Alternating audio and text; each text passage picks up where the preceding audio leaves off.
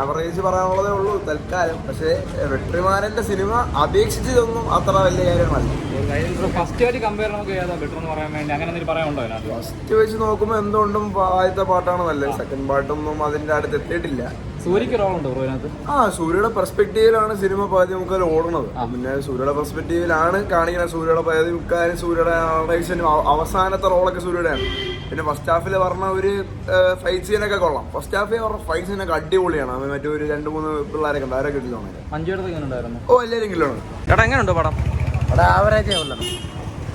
വേറെ എടുത്ത് പറയാം. ഫസ്റ്റ് വെച്ച് നോക്കുമ്പോൾ പറയാൻ ഒന്നുമില്ല. ഫസ്റ്റിന്റെ അത്ര ഇല്ല, സ്ലോ ആണ്. കാണാം. സോഷ്യൽ മെസ്സേജ് ഉണ്ട്. വെറും പാട്ടും കൂട്ടും അല്ലാതെ സൊസൈറ്റിക്ക് പറ്റിയ ഒരു മെസ്സേജ്. വയലൻസ് ഒന്നുമില്ല. അത് വെറുതെ ഭരണകൂടത്തിന് ഇഷ്ടപ്പെടാത്ത കാര്യങ്ങൾ പറയുമ്പോൾ അതിനെ വയലൻസ് ആക്കി മാറ്റുന്ന ഒരു സ്വഭാവം ഉണ്ടല്ലോ, അതാണ്.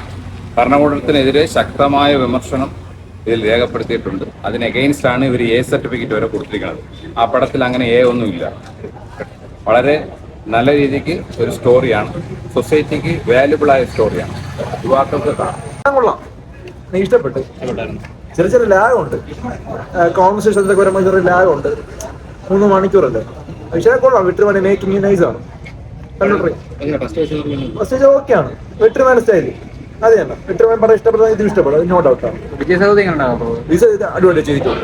ഇതിലും മറ്റേ റോ ആയിട്ടുള്ള ആക്ഷൻ സീൻസ് അങ്ങനെയൊക്കെ ഉണ്ട്. അങ്ങനെയൊക്കെ ഉണ്ട്, സീൻസ് ഒക്കെ ഉണ്ട്. സെക്കൻഡ് ഹാഫ് നൈസാണ്. ഒരു രാഷ്ട്രീയ പശ്ചാത്തലം തന്നെയാണോ?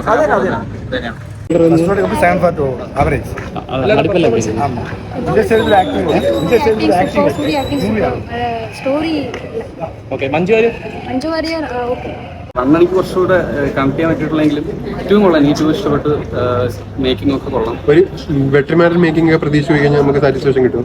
കൊള്ളാം ബ്രോ. വണ്ണ് ഞാൻ പറഞ്ഞില്ലേ, 1 ഇഷ്ടപ്പെട്ടിട്ടുണ്ട്. 2 അതിന് കറക്റ്റായിട്ടുള്ള എൻഡിങ് കൊടുക്കുന്ന എൻഡിങ് ആണ്. എനിക്ക് ഇഷ്ടപ്പെട്ടു.